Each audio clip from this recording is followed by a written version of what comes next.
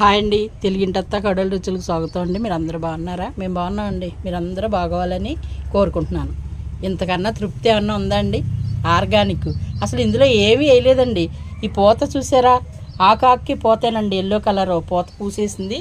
కింద మీద కూడా పాకేసింది పాదంతాను.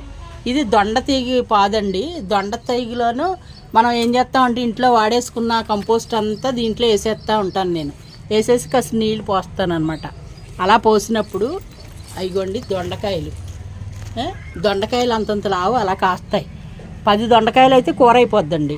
అలాగే ఈ మధ్యలోనూ ఇగోండి దోసకాయలు చూసారా, ఇది రంగు మారింది. అది కోసేస్తాను, ఆ 2 కోసేస్తానండి. పచ్చడి చేస్తాను. ఆ 2 బరువు ఎక్కిపోయినాయి అని టబ్బలోకి లాగి పెట్టాను అనమాట. కిందకి వచ్చేది తిని కింద అయితే ఏమన్నా తినేస్తాయి కదండి. మాకు ఉడతలు పక్షులు ఇవన్నీ ఎక్కువ అన్నీ తినేస్తాయి. కానీ ఇవన్నీ కాయలు కూరకాయ పనికొస్తాయి.